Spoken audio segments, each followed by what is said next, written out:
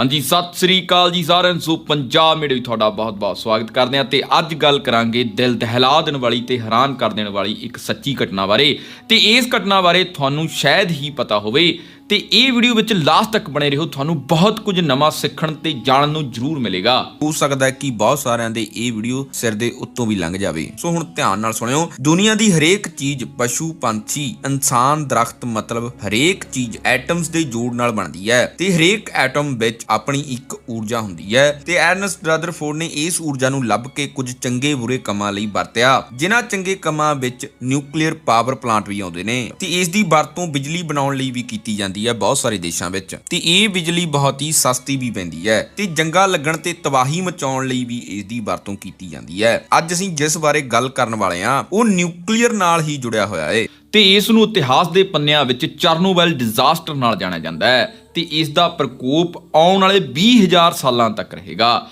ਸਭ ਤੋਂ ਪਹਿਲਾਂ ਗੱਲ ਕਰਦੇ ਹਾਂ ਕਿ ਚਰਨੋਬਿਲ ਹੈ ਕਿੱਥੇ ਹੈ। ਯੂਰਪ ਦਾ ਇੱਕ ਦੇਸ਼ ਹੈ ਯੂਕਰੇਨ। ਚਰਨੋਬਿਲ ਯੂਕਰੇਨ ਵਿੱਚ ਸਥਿਤ ਇੱਕ ਸ਼ਹਿਰ ਹੈ ਜੋ ਕਿ ਹੁਣ ਇੱਕ ਖੰਡਰ ਬਣ ਕੇ ਬਰਾਨ ਹੋ ਗਿਆ ਹੈ, ਪਰ 1986 ਤੋਂ ਪਹਿਲਾਂ ਇਹ ਹੱਸਦਾ ਵਸਦਾ ਸ਼ਹਿਰ ਸੀ ਜਿੱਥੇ ਅਕਸਰ ਯੂਕਰੇਨ ਦੇ ਲੋਕ ਛੁੱਟੀਆਂ ਮਨਾਉਣ ਲਈ ਆਉਂਦੇ ਸੀ। ਇਹ ਸ਼ਹਿਰ ਵਿੱਚ ਨਿਊਕਲੀਅਰ ਪਾਵਰ ਪਲਾਂਟ USSR ਦਾ ਸੀ, ਮਤਲਬ ਕਿ Union of Soviet Socialist Republics. Soviet Union ਇੱਕ ਸੰਯੁਕਤ ਰਾਸ਼ਟਰ ਸੀ ਤੇ ਉਸ ਸਮੇਂ ਅਮਰੀਕਾ ਦੇ ਬਰਾਬਰ ਅੜਨ ਵਾਲਾ ਇਕਲੌਤਾ ਦੇਸ਼ USSR ਹੀ ਸੀ। ਪਰ 1991 ਤੋਂ ਬਾਅਦ USSR ਬਹੁਤ ਸਾਰੇ ਦੇਸ਼ਾਂ ਵਿੱਚ ਵੰਡਿਆ ਗਿਆ। ਉਹਨਾਂ ਵਿੱਚੋਂ ਇੱਕ ਦੇਸ਼ ਜੋ USSR ਤੋਂ ਅਲੱਗ ਹੋਇਆ ਉਹ ਯੂਕਰੇਨ ਵੀ ਸੀ ਤੇ ਹੁਣ ਜਿੱਥੇ 1970 ਦੇ ਸਮੇਂ USSR ਦੇ ਅਲੱਗ ਹੋਣ ਤੋਂ ਪਹਿਲਾਂ ਅਮਰੀਕਾ ਆਰਥਿਕ ਤੌਰ ਤੇ ਮਜ਼ਬੂਤ ਹੋ ਰਿਹਾ ਹੈ, ਉੱਥੇ ਹੀ ਸੋਵੀਅਤ ਸੰਘ ਆਰਥਿਕ ਤੌਰ ਤੇ ਪਛੜ ਰਿਹਾ ਹੈ। ਤੇ ਇਸ ਨੂੰ ਦੇਖਦੇ ਹੋਏ ਸੋਵੀਅਤ ਸੰਘ ਨੇ ਆਪਣੀ ਇਕਨੋਮੀ ਵਧਾਉਣ ਲਈ ਇੱਕ ਹਾਈ ਟੈਕ ਸ਼ਹਿਰ ਬਣਾਉਣ ਬਾਰੇ ਸੋਚਿਆ ਤੇ ਇਹਨਾਂ ਨੇ ਕਿਹਾ ਕਿ ਇੱਕ ਅਜਿਹਾ ਸ਼ਹਿਰ ਬਣਾਵਾਂਗੇ ਜਿੱਥੇ ਹਰ ਤਰ੍ਹਾਂ ਦੀ ਸਹੂਲਤ ਹੋਵੇਗੀ ਤੇ ਘੁੰਮਣ ਫਿਰਨ ਤੇ ਰਹਿਣ ਲਈ ਬਾਹਰੋਂ ਟੂਰਿਸਟ ਵੀ ਇੱਥੇ ਆਉਣਗੇ ਤੇ ਇਹ ਸ਼ਹਿਰ ਦਾ ਨਾਮ ਫਿਰ ਇਹਨਾਂ ਨੇ ਰੱਖਿਆ ਪ੍ਰਿਪਿਅਤ, ਜੋ ਕਿ ਅੱਜ ਦੇ ਸਮੇਂ ਯੂਕਰੇਨ ਵਿੱਚ ਹੈ। ਤੇ ਇਹ ਸ਼ਹਿਰ ਦਾ ਨਿਰਮਾਣ 1970 ਵਿੱਚ USSR ਨੇ ਹੀ ਸ਼ੁਰੂ ਕੀਤਾ ਤੇ ਇੰਨੇ ਵੱਡੇ ਸ਼ਹਿਰ ਲਈ ਬਿਜਲੀ ਤਾਂ ਸਭ ਤੋਂ ਜ਼ਰੂਰੀ ਚਾਹੀਦੀ ਸੀ ਤੇ ਇਸ ਕਰਕੇ ਨਿਊਕਲੀਅਰ ਪਾਵਰ ਪਲਾਂਟ ਲਾਉਣ ਲਈ ਚੁਣਿਆ ਗਿਆ ਚਰਨੋਬਿਲ ਸ਼ਹਿਰ ਨੂੰ। ਤੇ ਦੂਜੇ ਪਾਸੇ ਪ੍ਰਿਪਿਅਤ ਸ਼ਹਿਰ 1979 ਤੱਕ ਬਣ ਕੇ ਤਿਆਰ ਹੋ ਗਿਆ ਤੇ ਲੋਕ ਬਾਹਰੋਂ ਆ ਕੇ ਇੱਥੇ ਰਹਿਣ ਲੱਗੇ ਤੇ ਇੱਥੇ ਰਹਿਣ ਵਾਲੇ ਲੋਕਾਂ ਨੂੰ ਆਪਣਾ ਫਿਊਚਰ ਬ੍ਰਾਈਟ ਦਿਸ ਰਿਹਾ ਸੀ। ਤੇ ਚਰਨੋਬਿਲ ਨਿਊਕਲੀਅਰ ਪਲਾਂਟ ਦੇ ਚਾਰੇ ਯੂਨਿਟ ਜੋ ਇਸ ਤਰ੍ਹਾਂ ਦੇ ਦਿਖਦੇ ਨੇ, ਇਹ ਚਾਰੇ ਯੂਨਿਟ 1983 ਤੱਕ ਬਣ ਕੇ ਚੱਲਣੇ ਸ਼ੁਰੂ ਹੋ ਗਏ ਤੇ ਹੁਣ ਪ੍ਰਿਪਿਅਤ ਸ਼ਹਿਰ ਬਹੁਤ ਮਸ਼ਹੂਰ ਵੀ ਹੋ ਗਿਆ ਤੇ ਦੂਰੋਂ ਦੂਰੋਂ ਲੋਕ ਇੱਥੇ ਘੁੰਮਣ ਵੀ ਆਉਣ ਲੱਗੇ। ਮੰਨੋ ਕਿ ਹਰ ਪਾਸੇ ਹੁਣ ਚਹਿਲ ਪਹਿਲ ਸੀ ਤੇ ਨਿਊਕਲੀਅਰ ਪਲਾਂਟ ਰਾਹੀਂ ਪੂਰੇ ਸ਼ਹਿਰ ਵਿੱਚ ਹੁਣ ਪੂਰੀ ਬਿਜਲੀ ਮਿਲਣ ਲੱਗੀ ਸੀ।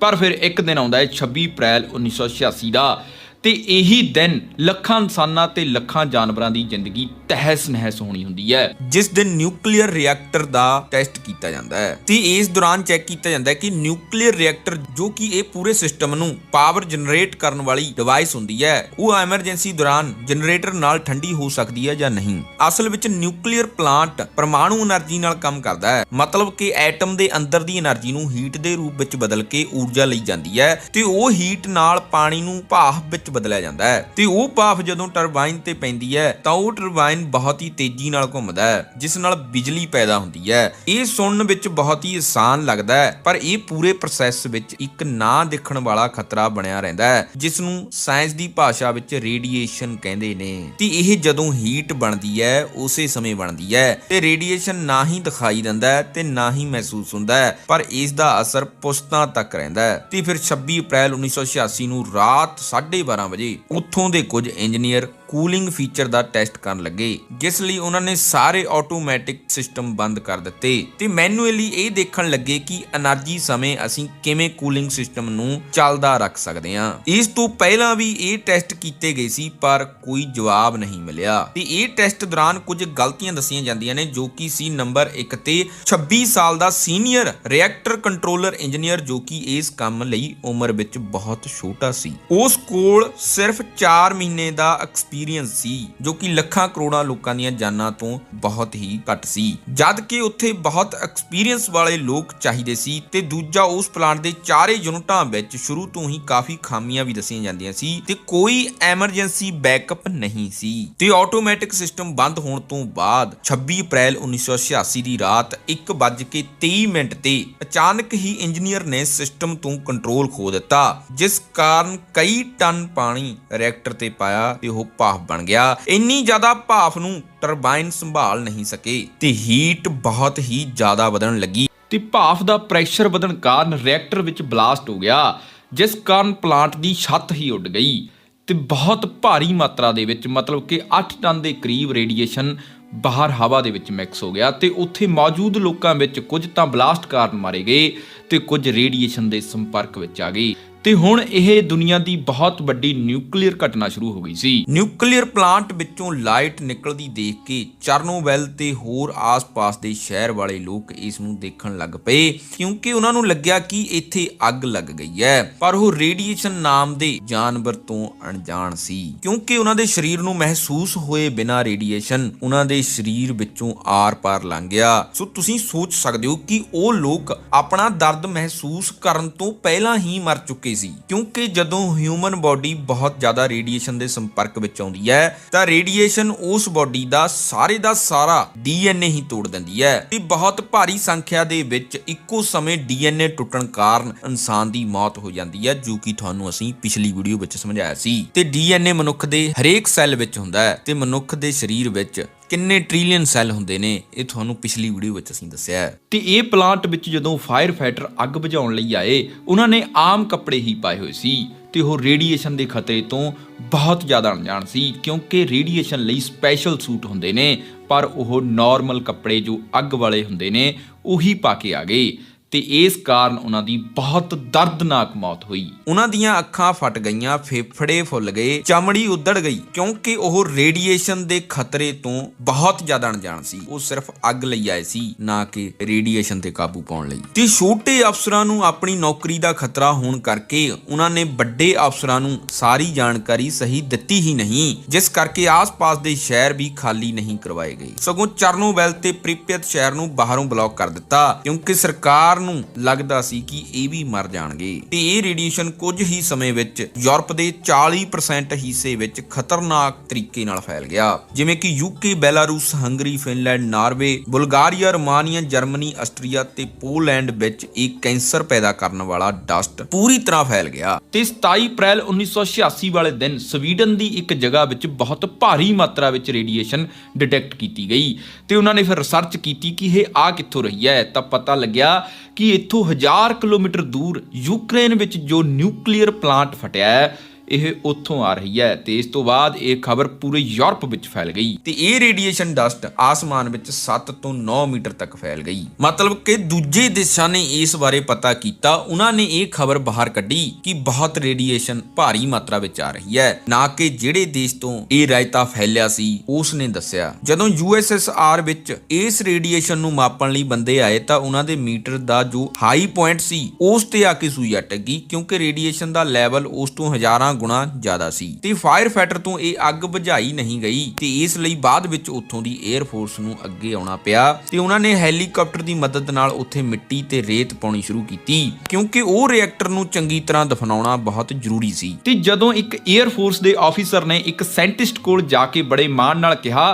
ਕਿ ਅਸੀਂ ਇਹ ਰਿਐਕਟਰ ਨੂੰ ਸ਼ਾਂਤ ਕਰਨ ਲਈ 150 ਟਨ ਰੇਤ ਪਾ ਦਿੱਤੀ ਹੈ ਤਾਂ ਫਿਰ ਸਾਇੰਟਿਸਟ ਨੇ ਹੱਸ ਕੇ ਕਿਹਾ ਕਿ ਇਹ ਸਿਰਫ ਇੰਨਾ ਕੰਮ ਕੀਤਾ ਜਿਵੇਂ ਅਸੀਂ ਕਿਸੇ ਹਾਥੀ ਦੇ ਲੱਤ ਮਾਰ ਦਈਏ, ਸੋ ਸਾਡੀ ਲੱਤ ਨਾਲ ਹਾਥੀ ਦਾ ਕੁਝ ਵੀ ਵਿਗੜਨ ਵਾਲਾ ਨਹੀਂ ਹੈ। ਇਸ ਰਿਐਕਟਰ ਨੂੰ ਸ਼ਾਂਤ ਕਰਨ ਲਈ ਸਾਨੂੰ 5000 ਟਨ ਰੇਤ ਪਾਉਣੀ ਪਵੇਗੀ ਤੇ ਸੋਵੀਅਤ ਸੰਘ ਦੀ 30% ਦੇ ਕਰੀਬ 에ਅਰ ਫੋਰਸ ਇਸੇ ਕੰਮ ਲਈ ਲੱਗ ਗਈ।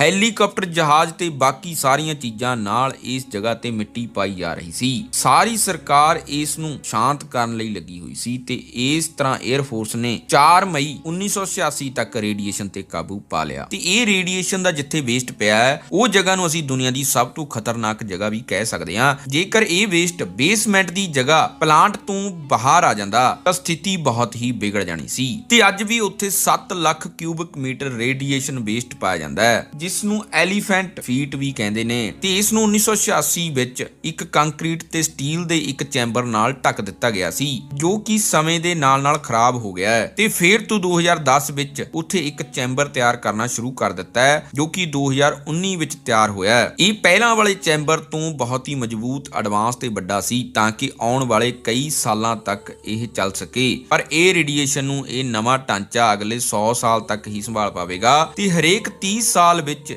ਇਸ ਜਗ੍ਹਾ ਦੀ ਮੁਰੰਮਤ ਕਰਨੀ ਪਵੇਗੀ। ਮਤਲਬ ਕਿ ਇਹ ਚੈੱਕ ਕਰਨ ਲਈ ਕਿ ਰੇਡੀਏਸ਼ਨ ਕਿਤੇ ਤੋਂ ਲੀਕ ਤਾਂ ਨਹੀਂ ਹੋ ਰਿਹਾ। ਇਹ ਢਾਂਚੇ ਨਾਲ ਉਸ ਵੇਸਟ ਨੂੰ ਪੈਕ ਕੀਤਾ ਹੋਇਆ ਹੈ। ਇਸ ਘਟਨਾ ਤੋਂ ਬਾਅਦ ਜਿੰਨੇ ਵੀ ਪੇੜ ਪੌਦੇ ਸੀ ਉਹ ਸਾਰੇ ਖਤਮ ਹੋ ਗਏ। ਸਾਰਾ ਜੰਗਲ ਆਪਣੇ ਆਪ ਹੀ ਡੈਮੇਜ ਹੋਣ ਲੱਗਿਆ। ਅੱਜ ਦੇ ਸਮੇਂ ਵੀ ਉੱਥੇ ਕਿਸੇ ਨੂੰ ਕੁਝ ਵੀ ਉਗਾਉਣ ਤੋਂ ਮਨਾ ਕੀਤਾ ਹੋਇਆ ਹੈ ਤੇ ਇਹ ਜੰਗਲ ਨੂੰ ਹੁਣ ਰੈੱਡ ਫੋਰੈਸਟ ਵੀ ਕਿਹਾ ਜਾਂਦਾ ਹੈ ਕਿਉਂਕਿ ਹੁਣ ਇਹ ਹਰੇ ਤੋਂ ਲਾਲ ਹੋ ਗਿਆ ਹੈ ਤੇ ਜੋ ਰੇਡੀਏਸ਼ਨ ਦਾ ਵੇਸਟ ਕਚਰਾ ਇਹ ਬੇਸਮੈਂਟ ਵਿੱਚ ਪਿਆ ਹੈ ਉਹ ਅਗਲੇ 20,000 ਸਾਲ ਤੱਕ ਖਤਮ ਹੋਵੇਗਾ। ਇਹ ਰੇਡੀਏਸ਼ਨ ਦੇ ਵੇਸਟ ਵਾਲੀ ਬੇਸਮੈਂਟ ਨੂੰ ਦੁਨੀਆ ਦੀ ਸਭ ਤੋਂ ਖਤਰਨਾਕ ਜਗ੍ਹਾ ਵੀ ਕਹਿ ਸਕਦੇ ਹਾਂ ਤੇ ਜੇਕਰ ਉਹ ਵੇਸਟ ਇਹ ਬੇਸਮੈਂਟ ਵਿੱਚੋਂ ਬਾਹਰ ਆ ਜਾਂਦਾ ਤਾਂ ਇੰਨੀ ਤਬਾਹੀ ਹੋਣੀ ਸੀ ਕਿ ਪੂਰੇ ਯੂਰਪ ਦੀ ਆਬਾਦੀ ਵੀ ਨਸ਼ਟ ਹੋ ਸਕਦੀ ਸੀ ਤੇ ਅੱਜ ਤੱਕ ਉੱਥੇ ਕਿਸੇ ਨੇ ਵੀ ਘੁੰਮਣ ਫਿਰਨ ਲਈ ਨਹੀਂ ਜਾਣਾ ਸੀ।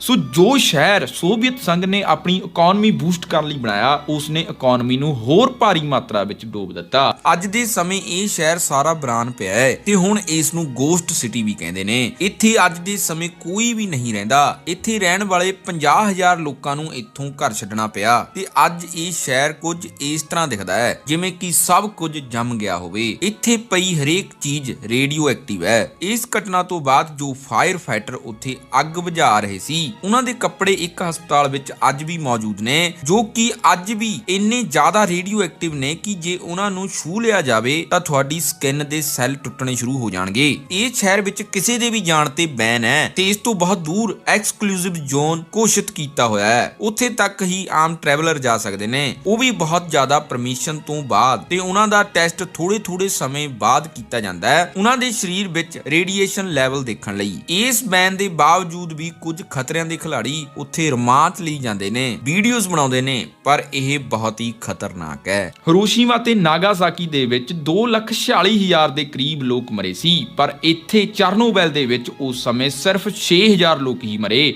ਪਰ ਇਹ ਉਸ ਤੋਂ ਵੀ ਜ਼ਿਆਦਾ ਖਤਰਨਾਕ ਇਸ ਕਰਕੇ ਹੈ ਕਿਉਂਕਿ ਆਉਣ ਵਾਲੇ 100 ਸਾਲਾਂ ਦੇ ਵਿੱਚ ਇਸ ਨਾਲ ਮਰਨ ਵਾਲੇ ਲੋਕਾਂ ਦੀ ਗਿਣਤੀ 6 ਲੱਖ ਤੋਂ ਵੀ ਪਾਰ ਹੋ ਜਾਵੇਗੀ ਕਿਉਂਕਿ ਇਸ ਇਲਾਕੇ ਨੂੰ ਸਹੀ ਕਰਨ ਲਈ USSR ਨੇ 6 ਲੱਖ ਮਿਲਟਰੀ ਤੇ ਸਿਵਲ ਦੇ ਲੋਕਾਂ ਨੂੰ ਇੱਥੇ ਭੇਜਿਆ ਸੀ ਜੋ ਡਾਇਰੈਕਟ ਰੇਡੀਏਸ਼ਨ ਦੇ ਸੰਪਰਕ ਵਿੱਚ ਕਈ ਦਿਨਾਂ ਤੱਕ ਰਹੇ ਤੇ ਇਹ ਆਪਣੇ ਨਾਲ ਕੈਂਸਰ ਨਾਮ ਦੀ ਬਿਮਾਰੀ ਨੂੰ ਇੱਥੋਂ ਲੈ ਗਏ ਤੇ ਇਹ ਮੌਤ ਦਰ ਪੀੜੀ ਵਧੇਗੀ। ਮਰਨ ਵਾਲਿਆਂ ਦੀ ਸੰਖਿਆ 6 ਲੱਖ ਤੋਂ ਵੀ ਜ਼ਿਆਦਾ ਹੋਵੇਗੀ ਤੇ ਇਹ ਰੇਡੀਏਸ਼ਨ ਦਾ ਅਸਰ ਉੱਥੇ ਮੌਜੂਦ ਜਾਨਵਰਾਂ ਵਿੱਚ ਵੀ ਦੇਖਣ ਨੂੰ ਮਿਲਿਆ ਹੈ ਜੋ ਕਿ ਤੁਸੀਂ ਸਕਰੀਨ ਤੇ ਦੇਖ ਸਕਦੇ ਹੋ। ਕਿਸੇ ਜਾਨਵਰ ਦੀਆਂ ਅੱਖਾਂ ਨਹੀਂ, ਕੋਈ ਪੂਰਾ ਗਰੋ ਹੀ ਨਹੀਂ ਹੋਇਆ ਜਾਂ ਹੋਰ ਬਹੁਤ ਸਾਰੇ ਡਿਫੈਕਟ ਉੱਥੋਂ ਦੇ ਜਾਨਵਰਾਂ ਵਿੱਚ ਦੇਖਣ ਨੂੰ ਮਿਲਦੇ ਨੇ। ਇਸ ਪਲਾਂਟ ਦੇ ਆਸ-ਪਾਸ ਵਸੇ ਬਹੁਤ ਸਾਰੇ ਲੋਕਾਂ ਦੀਆਂ ਇਸ ਸਮੇਂ ਸਮੱਸਿਆਵਾਂ ਵਾਤਾਵਰਣ ਜਾਂ ਉਹਨਾਂ ਦੀ ਸਿਹਤ ਨਹੀਂ ਸਗੋਂ ਮਾਨਸਿਕ ਤਣਾਅ ਤੇ ਆਰਥਿਕ ਤੰਗੀ ਹੈ ਕਿਉਂਕਿ ਲੋਕ ਇਸ ਜਗ੍ਹਾ ਦੇ ਨੇੜੇ ਜਾਣ ਤੋਂ ਹੀ ਡਰਦੇ ਨੇ ਤੇ ਇਹ ਲੋਕ ਇਸ ਜਗ੍ਹਾ ਨੂੰ ਇਸ ਕਰਕੇ ਨਹੀਂ ਛੱਡ ਸਕਦੇ ਕਿਉਂਕਿ ਇਹਨਾਂ ਨੂੰ ਇੱਥੋਂ ਜਾਣਾ ਬੈਨ ਕੀਤਾ ਹੋਇਆ ਹੈ। ਸਰਕਾਰ ਥੋੜੀ ਬਹੁਤ ਮਦਦ ਕਰਦੀ ਹੈ ਪਰ ਫਿਰ ਵੀ ਜ਼ਿਆਦਾਤਰ ਲੋਕ ਦੁਖੀ ਨੇ ਤੇ ਜੋ ਤੁਸੀਂ ਵੀਡੀਓ ਵਿੱਚ ਤਬਾਹੀ ਦੇਖੀ ਹੈ ਇਹ ਸਿਰਫ ਇੱਕ ਰਿਐਕਟਰ ਦੇ ਫਟਣ ਦੀ ਹੈ ਜਦ ਕਿ ਉੱਥੇ 4 ਰਿਐਕਟਰ ਸੀ। ਜੇਕਰ ਬਾਕੀ ਦੇ 3 ਰਿਐਕਟਰ ਵੀ ਫਟ ਜਾਂਦੇ ਤਾਂ ਪੂਰਾ ਯੂਰਪ ਹੀ ਤਬਾਹ ਹੋ ਜਾਣਾ ਸੀ ਤੇ ਇਹਨਾਂ 3 ਰਿਐਕਟਰਾਂ ਨੂੰ ਬਚਾਉਣ ਦਾ ਕੰਮ ਕੀਤਾ ਸੀ 10 ਸੁਸਾਈਡ ਗੈਂਗ ਨੇ। ਇਸ ਬਾਰੇ ਜ਼ਿਆਦਾਤਰ ਲੋਕ ਨਹੀਂ ਜਾਣਦੇ। ਇਹ ਸੁਸਾਈਡ ਗੈਂਗ ਵਿੱਚ 3 ਬੰਦੇ ਸੀ। ਚਰਨੋਬਿਲ 1:23:40 ਨਾਮ ਦੀ ਕਿਤਾਬ ਵਿੱਚ ਇਹਨਾਂ ਦੀ ਸਟੋਰੀ ਲਿਖੀ ਗਈ ਹੈ ਜਿਨ੍ਹਾਂ ਦੇ ਨਾਮ ਸੀ ਅਲੈਕਸੀ ਬਲੇਰੀ ਤੇ ਬੋਰਿਸ। ਇਹਨਾਂ ਵਿੱਚ 2 ਉਸ ਪਲਾਂਟ ਵਿੱਚ ਕੰਮ ਕਰਨ ਵਾਲੇ ਹੀ ਬੰਦੇ ਸੀ ਤੇ ਇੱਕ ਆਰਮੀ ਮੈਨ ਸੀ। ਜਿਸ ਰਿਐਕਟਰ ਵਿੱਚ ਬਲਾਸਟ ਹੋਇਆ ਸੀ ਉਸ ਦੇ ਥੱਲੇ ਬੇਸਮੈਂਟ ਵਿੱਚ ਪਾਣੀ ਸਟੋਰ ਕੀਤਾ ਹੋਇਆ ਸੀ ਤੇ ਇਹ ਰਿਐਕਟਰ ਨੂੰ ਠੰਡਾ ਰੱਖਣ ਲਈ ਐਮਰਜੈਂਸੀ ਸਟੋਰ ਕਰਕੇ ਰੱਖਿਆ ਗਿਆ ਸੀ। ਮਤਲਬ ਕਿ 5 ਮਿਲੀਅਨ ਗੈਲਨ ਪਾਣੀ ਪੂਲ ਵਿੱਚ ਸਟੋਰ ਕਰਕੇ ਰੱਖਿਆ ਗਿਆ। ਬਲਾਸਟ ਹੋਣ ਤੋਂ ਬਾਅਦ ਗਰਮ ਮੈਟਲ ਪਾਣੀ ਵਿੱਚ ਗਿਰ ਰਿਹਾ ਸੀ ਤੇ ਉੱਥੇ ਕੰਮ ਕਰਨ ਵਾਲੇ ਵਰਕਰ ਜਾਣਦੇ ਸੀ ਕਿ ਇਹ ਖਤਰਨਾਕ ਹੋ ਸਕਦਾ ਹੈ। ਜੇ ਇਹ ਬਲਾਸਟ ਹੋਇਆ ਤਾਂ ਸਾਡਾ ਪਲਾਂਟ ਉੱਡ ਜਾਵੇਗਾ। ਰੇਡੀਏਸ਼ਨ ਇੰਨੀ ਨਿਕਲੇਗੀ ਕਿ ਕਿਸੇ ਮੀਟਰ ਤੋਂ ਮਾਪੀ ਨਹੀਂ ਜਾਣੀ। ਤੇ ਇਹ ਹਾਦਸੇ ਨੂੰ ਦੇਖਦੇ ਹੋਏ 3 ਬੰਦਿਆਂ ਦੀ ਇੱਕ ਟੀਮ ਬਣਾਈ ਗਈ ਜਿਸ ਨੂੰ ਨਾਮ ਦਿੱਤਾ ਗਿਆ ਦ ਸੁਸਾਈਡ ਗੈਂਗ। ਤੇ ਸੁਸਾਈਡ ਗੈਂਗ ਨਾਮ ਇਸ ਕਰਕੇ ਦਿੱਤਾ ਗਿਆ ਸੀ ਕਿਉਂਕਿ ਇਹਨਾਂ ਨੂੰ ਪਹਿਲਾਂ ਹੀ ਦੱਸ ਦਿੱਤਾ ਗਿਆ ਕਿ ਬੇਸਮੈਂਟ ਵਿੱਚੋਂ ਬਾਹਰ ਆਉਣ ਤੋਂ ਬਾਅਦ ਕੁਝ ਕੁ ਸਮੇਂ ਬਾਅਦ ਹੀ ਤੁਹਾਡੀ ਮੌਤ ਹੋ ਜਾਵੇਗੀ ਕਿਉਂਕਿ ਇਹ ਸਿੱਧਾ ਰੇਡੀਏਸ਼ਨ ਦੇ ਸੰਪਰਕ ਵਿੱਚ ਆਉਣਗੇ। ਤੇ ਇਹਨਾਂ ਤਿੰਨਾਂ ਦਾ ਕੰਮ ਸਿਰਫ ਇਹ ਸੀ ਕਿ ਇਹਨਾਂ ਨੇ ਵਿੱਚ ਜਾ ਕੇ ਇੱਕ ਬਾਲ ਖੋਲਣਾ ਸੀ ਤਾਂ ਜੋ ਪਾਣੀ ਭਾਫ਼ ਬਣਨ ਤੋਂ ਪਹਿਲਾਂ ਹੀ ਨਿਕਲ ਜਾਵੇ। ਤੇ ਬੇਸਮੈਂਟ ਵਿੱਚ ਇੰਨਾ ਹਨੇਰਾ ਸੀ ਕਿ ਬਾਲ ਨੂੰ ਲੱਭਣਾ ਘਾਹ ਦੇ ਢੇਰ ਵਿੱਚੋਂ ਸੂਈ ਲੱਭਣ ਦੇ ਬਰਾਬਰ ਸੀ। ਤੇ ਇਹਨਾਂ ਕੋਲ ਇੱਕ ਛੋਟੀ ਜਿਹੀ ਟਾਰਚ ਜੋ ਕੁਝ ਖਾਸ ਕੰਮ ਦੀ ਨਹੀਂ ਸੀ ਤੇ ਉੱਥੇ ਪੈਪਸ ਦਾ ਵਿਸ਼ਾਲ ਜਾਲ ਹੋਣ ਕਰਕੇ ਇਹਨਾਂ ਦਾ ਮਿਸ਼ਨ ਹੋਰ ਵੀ ਮੁਸ਼ਕਲ ਹੋ ਗਿਆ। ਪਰ ਅੱਧੇ ਘੰਟੇ ਬਾਅਦ ਉਸ ਪੂਲ ਦੀ ਪਾਈਪ ਇਹਨਾਂ ਨੂੰ ਮਿਲ ਗਈ ਤੇ ਇਹਨਾਂ ਨੇ ਉਸ ਦਾ ਵਾਲ ਖੋਲ ਕੇ 5 ਮਿਲੀਅਨ ਗੈਲਨ ਪਾਣੀ ਉੱਥੋਂ ਕੱਢ ਦਿੱਤਾ। ਕਰੀਬ ਪੂਰੇ ਯੂਰਪ ਸਮੇਤ ਪੂਰੀ ਦੁਨੀਆ ਨੂੰ ਰੇਡੀਏਸ਼ਨ ਤੋਂ ਹੋਣ ਵਾਲੀਆਂ ਬਿਮਾਰੀਆਂ, ਜਿਸ ਵਿੱਚ ਸਭ ਤੋਂ ਉੱਤੇ ਕੈਂਸਰ, ਉਹਨਾਂ ਤੋਂ ਬਚਾ ਲਿਆ। ਤੇ ਜੋ 3 ਲੋਕਾਂ ਦੀ ਟੀਮ ਇਹ ਬੇਸਮੈਂਟ ਵਿੱਚ ਗਈ ਸੀ ਉਹ ਵੀ ਸਰਵਾਈਵ ਕਰ ਗਈ, ਜਿਨ੍ਹਾਂ ਵਿੱਚੋਂ ਬੋਰਿਸ ਦੀ ਮੌਤ 2005 ਵਿੱਚ ਹੋਈ ਤੇ ਬਾਕੀ ਦੇ 2 ਵਲੇਰੀ ਤੇ ਅਲੈਕਸੀ ਅੱਜ ਵੀ ਰਸ਼ੀਆ ਵਿੱਚ ਰਹਿ ਰਹੇ ਨੇ। ਇਹਨਾਂ ਦੇ ਬਚਣ ਦਾ ਕਾਰਨ ਇਹ ਸੀ ਕਿ ਇਹ ਪੂਰੀ ਰੇਡੀਏਸ਼ਨ ਤੋਂ ਬਚਣ ਵਾਲੀ ਵਰਦੀ ਪਾ ਕੇ ਬੇਸਮੈਂਟ ਵਿੱਚ ਗਏ ਸੀ ਤੇ ਇਹ ਵੀ ਹੋ ਸਕਦਾ ਕਿ ਉੱਥੇ ਰੇਡੀਏਸ਼ਨ ਬਾਹਰ ਦੀ ਮਾਤਰਾ ਤੋਂ ਘੱਟ ਹੋਵੇਗੀ। ਇਹ ਸੁਸਾਈਡ ਗੈਂਗ ਬਾਰੇ 2016 ਵਿੱਚ ਪਬਲਿਸ਼ ਹੋਈ ਇੱਕ ਕਿਤਾਬ ਤੋਂ ਹੀ ਜ਼ਿਆਦਾ ਪਤਾ ਲੱਗਿਆ ਹੈ। ਇਸ ਤੋਂ ਪਹਿਲਾਂ ਇਹਨਾਂ ਬਾਰੇ ਕੁਝ ਗਿਣਵੇਂ ਚੁਣਵੇਂ ਲੋਕ ਹੀ ਜਾਣਦੇ ਸੀ, ਪਰ ਇਹਨਾਂ ਤਿੰਨਾਂ ਨੇ ਜੋ ਕੀਤਾ ਉਹ ਬਹੁਤ ਹੀ ਦਲੇਰੀ ਵਾਲਾ ਕੰਮ ਹੈ। ਇਹਨਾਂ ਨੇ ਯੂਰਪ ਦੀਆਂ ਕਰੋੜਾਂ ਜਾਨਾਂ ਬਚਾਉਣ ਲਈ ਆਪਣੀ ਜਾਨ ਕੁਰਬਾਨ ਕਰਨੀ ਬਿਹਤਰ ਸਮਝੀ, ਜੋ ਕਿ ਬਹੁਤ ਵੱਡੀ ਗੱਲ ਹੈ। ਇਸ ਘਟਨਾ ਉੱਤੇ ਚਰਨੋਬਿਲ ਨਾਮ ਦੀ ਇੱਕ ਸੀਰੀਜ਼ ਵੀ ਬਣੀ ਹੋਈ ਹੈ, ਜੋ ਕਿ HBO Go OTT ਪਲੇਟਫਾਰਮ ਤੇ ਦੇਖਣ ਨੂੰ ਮਿਲ ਜਾਵੇਗੀ। ਸੋ ਇਹ ਘਟਨਾ ਨੂੰ ਦੇਖਦੇ ਹੋਏ ਅਲਬਰਟ ਆਇਨਸਟਾਈਨ ਦੀ ਇਹ ਗੱਲ ਸੱਚ ਲੱਗਦੀ ਹੈ ਕਿ ਚੂਹਾ ਕਦੇ ਵੀ ਆਪਣੇ ਲਈ ਪਿੰਜਰਾ ਨਹੀਂ ਬਣਾਉਂਦਾ, ਪਰ ਇਨਸਾਨ ਨੇ ਆਪਣੇ ਵਿਨਾਸ਼ ਲਈ ਨਿਊਕਲੀਅਰ ਬੰਬ ਬਣਾਏ ਹੋਏ ਨੇ। ਇਨਸਾਨ ਆਪਣੇ ਅੰਤ ਦੀ ਤਿਆਰੀ ਖੁਦ ਕਰ ਰਿਹਾ ਹੈ। ਤੇ 27 ਅਪ੍ਰੈਲ 1986 ਵਾਲੇ ਦਿਨ ਜੋ ਵੀ ਬੱਚੇ ਉੱਥੇ ਪੈਦਾ ਹੋ ਰਹੇ ਸੀ ਉਹ ਪੈਦਾ ਹੁੰਦੇ ਹੋਏ ਹੀ ਮਰ ਰਹੇ ਸੀ ਤੇ ਬੱਚਿਆਂ ਦੇ ਮਰਨ ਤੇ ਮਾਂ ਦੀ ਵੀ ਮੌਤ ਹੋ ਰਹੀ ਸੀ। ਮਤਲਬ ਰੇਡੀਏਸ਼ਨ ਜਨਮ ਲੈਣ ਵਾਲੇ ਬੱਚਿਆਂ ਤੇ ਪੇਟ 'ਚ ਹੀ ਅਸਰ ਕਰ ਰਿਹਾ ਸੀ। ਉਸ ਜਗ੍ਹਾ ਦੇ ਨੇੜੇ ਜਿੰਨੇ ਵੀ ਪਾਲਤੂ ਜਾਨਵਰ ਜਾਂ ਪੰਛੀ ਸੀ ਉਹਨਾਂ ਨੂੰ ਮਾਰਨ ਲਈ ਅਲੱਗ ਤੋਂ ਗਰੁੱਪ ਬਣਾਇਆ ਗਿਆ, ਜਿਨ੍ਹਾਂ ਨੇ ਗਾਵਾਂ, ਮੱਝਾਂ, ਕੁੱਤੇ, ਬਿੱਲੀਆਂ ਜਾਂ ਹੋਰ ਕਈ ਪਾਲਤੂ ਜਾਨਵਰ ਮਾਰ ਦਿੱਤੇ ਤੇ ਉਹਨਾਂ ਦੀਆਂ ਲਾਸ਼ਾਂ ਨੂੰ ਧਰਤੀ ਵਿੱਚ ਦੱਬ ਕੇ ਉਸ ਦੇ ਉੱਤੇ ਕੰਕਰੀਟ ਪਾਈ ਗਈ, ਕਿਉਂਕਿ ਉਹਨਾਂ ਦੇ ਅੰਦਰ ਰੇਡੀਏਸ਼ਨ ਸੀ ਜੋ ਕਿ ਉਹਨਾਂ ਨੂੰ ਬਹੁਤ ਤੜਫਾ ਕੇ ਮਾਰਦੀ ਤੇ ਦੂਜਾ ਉਹ ਜਿੱਥੇ ਜਿੱਥੇ ਜਾਂਦੇ ਜਾਂ ਕਿਤੇ ਵੀ ਜਾ ਕੇ ਮਰਦੇ ਤੇ ਉੱਥੇ ਪਏ ਰਹਿੰਦੇ ਤਾਂ ਹੋਰ ਵੀ ਬਿਮਾਰੀਆਂ ਫੈਲਾਉਂਦੇ। ਪਰ ਪਹਿਲਾਂ ਇਹਨਾਂ ਦੇ ਮਾਲਕਾਂ ਨੂੰ ਸਰਕਾਰ ਨੇ ਦੂਜੀ ਜਗ੍ਹਾ ਸ਼ਿਫਟ ਕਰ ਦਿੱਤਾ, ਉਸ ਤੋਂ ਬਾਅਦ ਇਹਨਾਂ ਜਾਨਵਰਾਂ ਨੂੰ ਮਾਰਿਆ ਗਿਆ। ਸੋ ਰੇਡੀਏਸ਼ਨ ਖਤਰਨਾਕ ਹੁੰਦੀ ਹੈ, ਇਹ ਤਾਂ ਸਾਰਿਆਂ ਨੂੰ ਹੀ ਪਤਾ ਹੈ ਤੇ ਇਸ ਨਾਲ ਕੈਂਸਰ ਵੀ ਹੁੰਦਾ ਹੈ, ਇਹ ਵੀ ਪਤਾ ਹੈ, ਪਰ ਇਹ ਕੈਂਸਰ ਦੇ ਇਲਾਜ ਲਈ ਵੀ ਵਰਤੀ ਜਾਂਦੀ ਹੈ। ਕਿਸੇ ਵੀ ਮਰੀਜ਼ ਦੀ ਇਹ ਬਿਮਾਰੀ ਨੂੰ ਖਤਮ ਕਰਨ ਲਈ ਇਸ ਨੂੰ ਇੱਕ ਮਾਤਰਾ ਵਿੱਚ ਵਰਤਿਆ ਜਾਂਦਾ ਹੈ ਤੇ ਦੂਜਾ ਇਹ ਐਕਸ-ਰੇ ਤੇ ਹੋਰ ਬਹੁਤ ਸਾਰੇ ਸਕੈਨ ਵਿੱਚ ਵਰਤੀ ਜਾਂਦੀ ਹੈ, ਪਰ ਉਹ ਬਹੁਤ ਨਾਮਾਤਰ ਰੇਡੀਏਸ਼ਨ ਹੁੰਦੀ ਹੈ ਜੋ ਸਾਡੇ ਸਰੀਰ ਲਈ ਖਤਰਨਾਕ ਨਹੀਂ ਹੁੰਦੀ। ਜੇਕਰ ਅਸੀਂ ਪੂਰੀ ਜ਼ਿੰਦਗੀ ਵਿੱਚ 10,000 ਐਕਸ-ਰੇ ਕਰਾਉਂਦੇ ਆ ਤਾਂ ਬਹੁਤ ਖਤਰਨਾਕ ਹੈ, ਪਰ ਇੱਕ ਨਾਰਮਲ ਇਨਸਾਨ 100 ਐਕਸ-ਰੇ ਵੀ ਪੂਰੀ ਜ਼ਿੰਦਗੀ ਵਿੱਚ ਨਹੀਂ ਕਰਾਉਂਦਾ। ਐਕਸ-ਰੇ ਵਾਲੀ ਰੇਡੀਏਸ਼ਨ ਸਿਰਫ ਸਾਡੀ ਸਕਿਨ ਦੇ ਵਿੱਚ ਦੇਖ ਸਕਦੀ ਹੈ, ਇਹ ਹੱਡੀ ਤੋਂ ਪਾਰ ਨਹੀਂ ਦੇਖ ਸਕਦੀ। ਸੋ ਜਿਵੇਂ ਕਿ ਟਾਵਰਾਂ ਰਾਹੀਂ ਵੀ ਰੇਡੀਏਸ਼ਨ ਪੈਦਾ ਹੁੰਦੀ ਹੈ। ਸੋ ਬੇਸ਼ੱਕ ਅੱਜ ਇਹ ਘੱਟ ਹੈ, ਪਰ ਸ਼ਾਇਦ ਜਿਵੇਂ 4G ਤੋਂ 5G ਤੇ ਸ਼ਿਫਟ ਹੋਵਾਂਗੇ ਤਾਂ ਇਹ ਹੋਰ ਵਧੇਗੀ। ਰੇਡੀਏਸ਼ਨ ਹੈ ਕੀ ਹੈ? ਰੇਡੀਏਸ਼ਨ ਇੱਕ ਊਰਜਾ ਹੁੰਦੀ ਹੈ ਜੋ ਚੁੰਬਕੀ ਤਰੰਗਾਂ ਦੇ ਸਹਾਰੇ ਯਾਤਰਾ ਕਰਦੀ ਹੈ। ਇਹ ਸਭ ਤੋਂ ਛੋਟੀ ਚੀਜ਼ ਦੇ ਵੀ ਅਗਲੇ ਸੂਖਮ ਹਿੱਸੇ ਤੋਂ ਬਰੀਕ ਹੁੰਦੀ ਹੈ, ਜਿਸ ਕਰਕੇ ਇਸ ਨੂੰ ਦੇਖਿਆ ਨਹੀਂ ਜਾ ਸਕਦਾ। ਸਾਡੇ ਆਲੇ ਦੁਆਲੇ ਬਹੁਤ ਸਾਰੀਆਂ ਰੇਡੀਏਸ਼ਨਾਂ ਦੀਆਂ ਕਿਰਨਾਂ ਘੁੰਮਦੀਆਂ ਰਹਿੰਦੀਆਂ ਨੇ ਜੋ ਨੁਕਸਾਨਦਾਇਕ ਨਹੀਂ ਹੁੰਦੀਆਂ ਤੇ ਸਾਡੇ ਤੱਕ ਸੂਰਜ ਦੀਆਂ ਕਿਰਨਾਂ ਵੀ ਰੇਡੀਏਸ਼ਨ ਦੀ ਮਦਦ ਨਾਲ ਹੀ ਪਹੁੰਚਦੀਆਂ ਨੇ ਤੇ ਅਸੀਂ ਜੋ ਵੀ ਦਿਨ ਵਿੱਚ ਖਾਂਦੇ ਪੀਂਦੇ ਆ ਉਸ ਵਿੱਚ ਸਾਡੇ ਸਰੀਰ ਅੰਦਰ ਰੇਡੀਏਸ਼ਨਾਂ ਜਾਂਦੀਆਂ ਨੇ, ਪਰ ਇਹ ਕੁਦਰਤੀ ਰੇਡੀਏਸ਼ਨਾਂ ਹੁੰਦੀਆਂ ਨੇ। ਰੇਡੀਏਸ਼ਨ ਚੁੰਬਕੀ ਤਰੰਗਾਂ ਨਾਲ ਯਾਤਰਾ ਕਰਦੀ ਹੈ। ਜਦੋਂ ਚੁੰਬਕੀ ਤਰੰਗਾਂ ਦਾ ਸੈੱਲ ਟੁੱਟਦਾ ਹੈ ਤਾਂ ਉਸ ਦੀ ਟੁੱਟ ਭੱਜ ਵਿੱਚੋਂ ਰੇਡੀਏਸ਼ਨ ਪੈਦਾ ਹੁੰਦੀ ਹੈ। ਵਾਈਫਾਈ, ਮੋਬਾਈਲ, ਮਾਈਕ੍ਰੋਵੇਵ ਤੇ ਹੋਰ ਬਹੁਤ ਸਾਰੀਆਂ ਘਰ ਵਿੱਚ ਵਰਤਣ ਵਾਲੀਆਂ ਚੀਜ਼ਾਂ ਵਿੱਚ ਰੇਡੀਏਸ਼ਨ ਹੁੰਦੀ ਹੈ, ਪਰ ਇਹ ਇੰਨੀ ਹਲਕੀ ਹੁੰਦੀ ਹੈ ਕਿ ਇੱਕ ਕਾਗਜ਼ ਵੀ ਪਾਰ ਨਹੀਂ ਕਰ ਸਕਦੀ।